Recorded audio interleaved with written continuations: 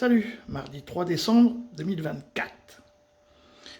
Voilà, nous revoilà repartis, on était en Corée du Sud, nous revoilà en Syrie. Alors, c'est comment il nous présente, comme si ce gars-là, il allait diriger la Syrie. Non mais franchement, là, il y a un moment donné, faut retourner à l'école faire de la géopolitique. Hein, voilà. Donc, LCI là, bon, ils se défendent, l'entité se défend, ils ont le droit de massacrer les enfants, les femmes, les écoles, les mosquées, les églises, les hôpitaux, ils se défendent. Bon, ok, ils se défendent, très bien.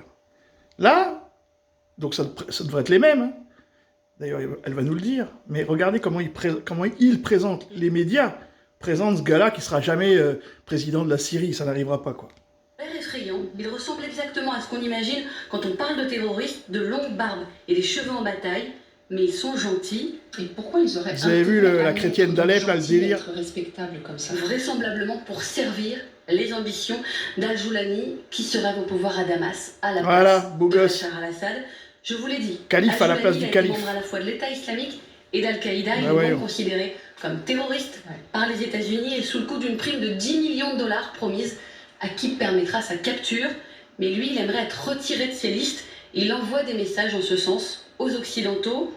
Avec son organisation, il gère déjà un pan du territoire syrien, une partie de la province d'Idlib, à 60 km au sud d'Alep. Là-bas, il a mis en place un gouvernement, des images, des services publics. C'est une sorte de petit État administré de manière autoritaire. État islamique, quoi. Et selon des principes islamiques, où les filles vont à l'école, où les femmes ont le droit de conduire, et où la tranquillité d'esprit ne règne pas pour autant. Nous avons toujours peur de savoir si ça restera comme ça. Bon, hein, premier attentat en France, le gars, on va essayer d'aller le pendre. Bon. Donc, quand quelqu'un qui se revendique de l'État islamique et d'Al-Qaïda, ben, dans un autre langage, ça se dit, il fait partie de la CIA et du Mossad. Vous voyez, il n'y a pas plus simple que ça. Hein.